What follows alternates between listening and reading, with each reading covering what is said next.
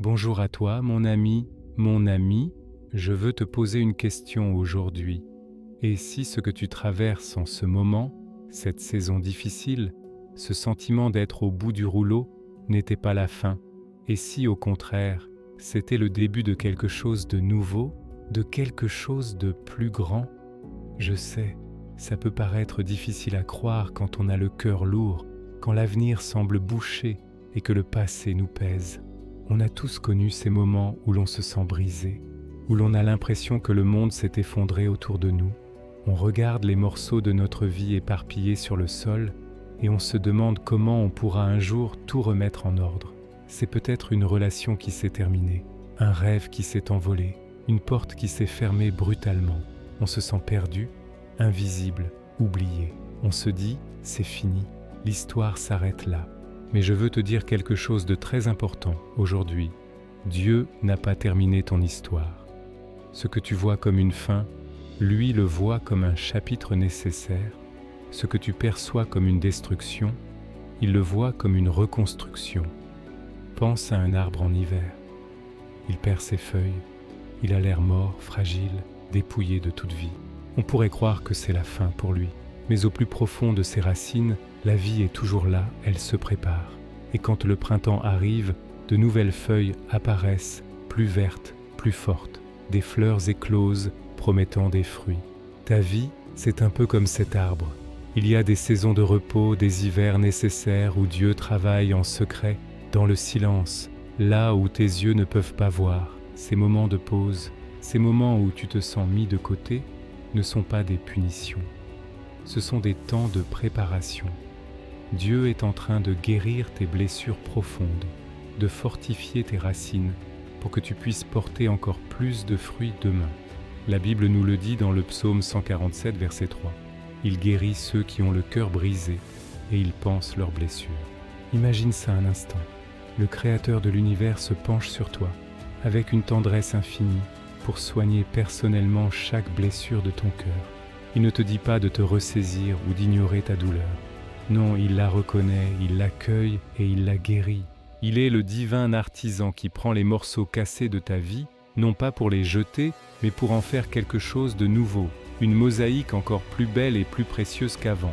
Chaque épreuve, chaque larme, chaque cicatrice peut devenir, entre ses mains, un témoignage de sa fidélité et de sa puissance de restauration. Il ne se contente pas de réparer, il restaure. Il redonne de la couleur là où tout était devenu gris. Il redonne de la force là où il n'y avait que faiblesse. Il redonne de la vie là où la mort semblait avoir gagné. Je sais que parfois on se demande pourquoi. Pourquoi est-ce que je dois traverser tout ça? La réponse n'est pas toujours simple, mais il y a une promesse incroyable qui illumine même les tunnels les plus sombres. C'est dans l'Épître aux Romains, au chapitre 8, verset 28, « Nous savons du reste que toutes choses concourent au bien de ceux qui aiment Dieu, de ceux qui sont appelés selon son dessein. » Toutes choses, pas seulement les bonnes, pas seulement les moments joyeux, toutes choses, même les échecs, les déceptions, les souffrances. Dieu est tellement grand, tellement puissant, qu'il peut prendre ce qui semble être un désastre et le transformer en une bénédiction. Il peut utiliser les situations les plus chaotiques pour accomplir son plan parfait pour ta vie. Ce n'est pas que les mauvaises choses deviennent bonnes en elles-mêmes, mais Dieu les intègre dans son œuvre d'amour pour te faire grandir, te rendre plus fort, plus compatissant, plus semblable à lui. Le prophète Jérémie nous transmet cette parole d'espérance de la part de Dieu, au chapitre 29, verset 11. « Car je connais les projets que j'ai formés sur vous, dit l'Éternel, projets de paix et non de malheur, afin de vous donner un avenir et de l'espérance. » Relis ces mots dans ton cœur. Dieu a des projets pour toi. Pas des projets de malheur, mais des projets de paix. Il veut te donner un avenir. Il veut te donner de l'espérance. Même si aujourd'hui, tu ne vois que le brouillard, lui, il voit déjà le soleil qui va percer. Il connaît le chemin.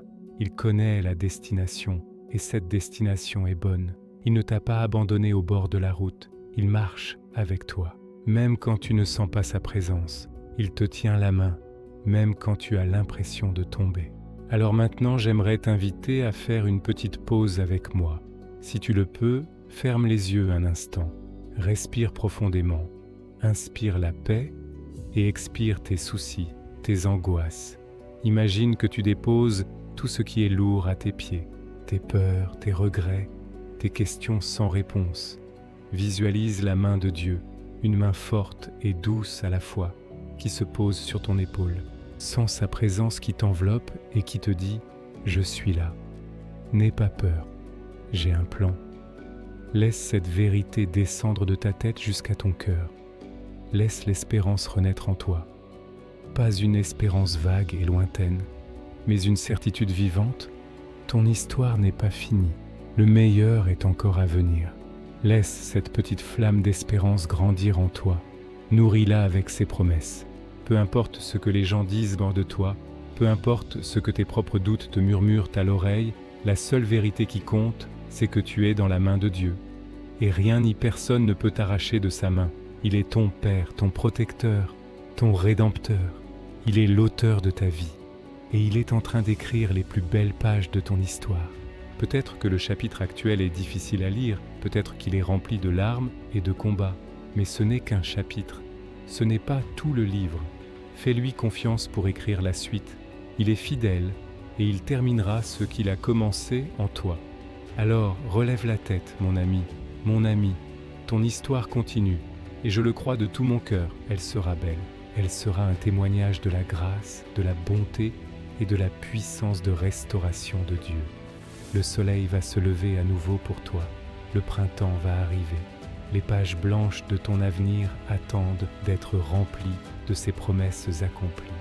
Ne baisse pas les bras, continue d'avancer, un pas après l'autre, en te confiant en celui qui tient ton avenir dans ses mains.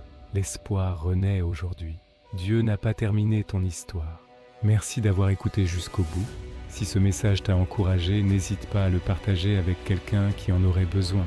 Prends soin de toi et souviens-toi, ton histoire est précieuse et elle ne fait que commencer. À très bientôt.